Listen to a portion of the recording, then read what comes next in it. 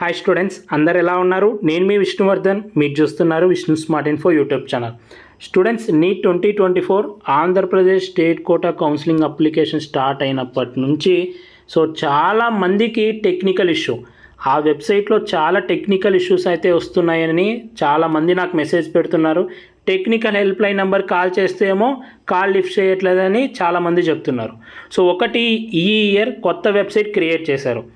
ఏదన్నా ఇష్యూ వస్తే చాలా ఇష్యూస్ వస్తున్నాయి, ఒకటి కాదు చాలా ఇష్యూస్ వస్తున్నాయి. ఇష్యూ వచ్చినప్పుడు టెక్నికల్ హెల్ప్ లైన్ నెంబర్కి కాల్ చేస్తే యూనివర్సిటీ వాళ్ళకి రిక్వెస్ట్ చేసేది ఏంటంటే, వెబ్సైట్లో చాలా టెక్నికల్ ఇష్యూస్ ఉన్నాయి, కనీసం university help line technical help line number call చేసినప్పుడు మీరు కాల్ లిఫ్ట్ చేయండి. చాలామంది మెసేజెస్ అయితే పెడుతున్నారు.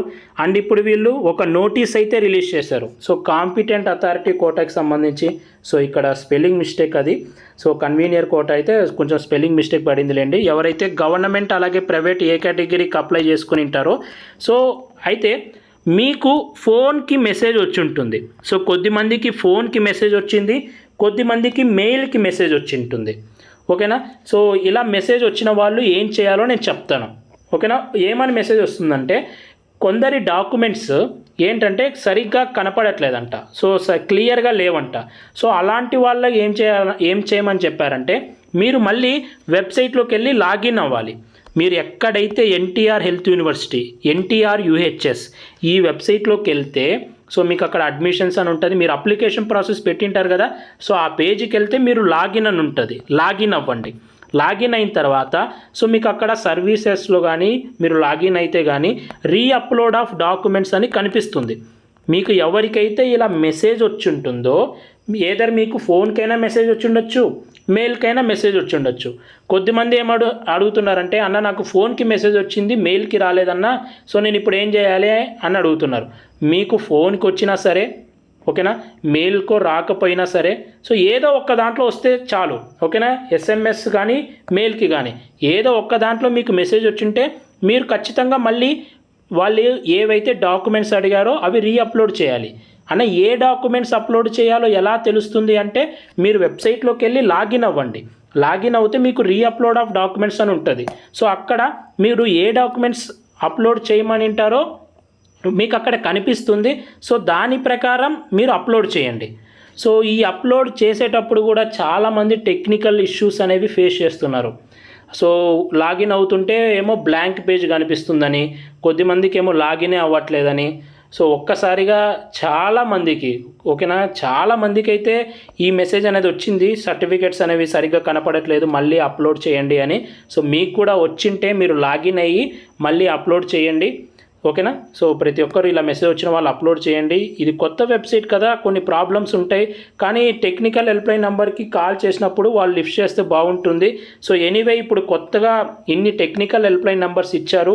మీకేమన్నా టెక్నికల్ ఇష్యూ ఉంటే, వెబ్సైట్ ఓపెన్ అవ్వకపోయినా, మీకు మెసేజ్ వచ్చి అక్కడ డాక్యుమెంట్స్ ఏమి చూపించకపోయినా, డాక్యుమెంట్స్ అనేవి అప్లోడ్ చేసినా కూడా ఏమైనా టెక్నికల్ ఇష్యూ వచ్చినా కూడా ప్రతి ఒక్కరూ ఈ హెల్ప్ లైన్ నెంబర్కి కాల్ చేయండి. వాళ్ళు లిఫ్ట్ చేయకపోతే మళ్ళీ కాల్ చేయండి. ఏం చేస్తాం, చాలా టెక్నికల్ ఇష్యూస్. చాలామంది స్టూడెంట్స్ వాట్సాప్లో మెసేజ్ పెడుతున్నారు. తొందరగా ఎప్పటిలోపు అప్లోడ్ చేయాలంటే తొందరగా అప్లోడ్ చేయండి. వీళ్ళు ఇక్కడ డేట్ ఏం మెన్షన్ చేయలేదు. వెరిఫికేషన్ ప్రాసెస్ కోసం తొందరగా అప్లోడ్ చేయమని అయితే ఇమీడియట్లీ మెన్షన్ చేశారు. ఇక్కడ మెన్షన్ చేశారు చూడండి, ఇమీడియట్గా అప్లోడ్ చేయాలని మెన్షన్ చేశారు. Inconvenience caused is deeply regretted అన్నారు. ఎనీవే, వెబ్సైట్లో ఇష్యూస్ వస్తాయి, కానీ కాల్ చేసినప్పుడు లిఫ్ట్ చేయాలి కదా, లేకపోతే స్టూడెంట్స్ ఎంత వర్రీనెస్గా ఉంటారు. ఓకేనా? వాళ్ళు 1 year 2 years చదివిన తర్వాత ఈ కౌన్సిలింగ్ ప్రాసెస్ మొత్తం చేయాలంటే ఇదొక పెద్ద ప్రాబ్లం లాగా తయారైంది. ఎందుకంటే అన్ని ఇష్యూస్ వస్తున్నాయి ఆ వెబ్సైట్లో. స్టూడెంట్స్ అందరూ మెసేజ్ చేస్తున్నారు కాబట్టి చెప్తున్నాను.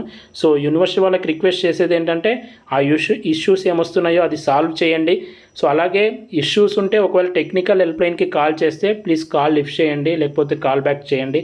స్టూడెంట్స్ అనేవాళ్ళు చాలామంది వర్రీ అవుతున్నారు. ప్లీజ్ ఇదొక రిక్వెస్ట్. ఇది లేటెస్ట్గా వచ్చిన అప్డేట్. మీకు కనుక మెసేజ్ వచ్చింటే రీఅప్లోడ్ చేయండి. ఏమవ్వదు, ఓకేనా, రీఅప్లోడ్ చేసేయండి. మీకే కాదు చాలామందికి ఇలాంటి మెసేజెస్ అనేది వచ్చింది, చాలామందికి వచ్చింది. చాలామందికి వచ్చింది కాబట్టి నేను ఇలా వీడియో వేస్తున్నాను. అలాగే వాళ్ళు నోటీస్ కూడా రిలీజ్ చేశారు. మీరు టెన్షన్ పడొద్దు, కూల్గా ఉండండి. టెక్నికల్ ఇష్యూ ఉంటే కొద్దిసేపు వెయిట్ చేసి మళ్ళీ అప్లోడ్ చేయండి. సో టుమారో ఈవినింగ్ కానీ సో తొందరగా ఇమీడియట్గా వాళ్ళు అప్లోడ్ చేయమని చెప్పారు. డేట్ అనేది మెన్షన్ చేయలేదు. ఇది లేటెస్ట్గా వచ్చిన అప్డేట్. ఇంకా వాళ్ళు మేనేజ్మెంట్ కోటాకి ఎవరైతే అప్లై చేయాలనుకుంటున్నారో 29th వరకు ఎక్స్టెండ్ చేశారు. లేట్ ఫీతో మీరు అప్లై చేయొచ్చు. అలాగే కౌన్సిలింగ్ రూల్స్కి సంబంధించి ఇంకొక పీడిఎఫ్ రిలీజ్ చేశారు. దానికి సంబంధించి నేను సపరేట్గా వీడియో చేస్తాను. సో కొద్దిగా టైం తీసుకొని చేస్తాను. చాలా హెడేక్ వస్తుంది. ఈరోజు చాలా వీడియోస్ చేశాను. ఈ వెబ్సైట్ ఇష్యూ వల్ల చాలామంది మెసేజెస్. సో ఏం చేయాలో మనకు తెలియని పరిస్థితి. టెక్నికల్ ఇష్యూ వస్తే మనం ఏం చేయలేము. అది టెక్నికల్ వాళ్ళే చెప్పాలి. వాళ్ళు కాల్ చేస్తే వాళ్ళు లిఫ్ట్ చేయట్లేదు. సో స్టూడెంట్స్ అయితే చాలా సఫర్ అవుతున్నారు. సో ఎనీవే తొందరగా ఈ ప్రాబ్లం రిజాల్వ్ అవ్వాలని కోరుకుందాం. సో ఇది లేటెస్ట్గా వచ్చిన అప్డేట్. ఈ వీడియో మీ అందరూ నచ్చింది అనుకుంటున్నాను. ఈ వీడియో నచ్చితే లైక్ చేయండి. ఇలాంటి మరెన్నో అప్డేట్స్ మీరు మిస్ అవ్వకూడదు అనుకుంటే మన ఛానల్ని సబ్స్క్రైబ్ చేయండి.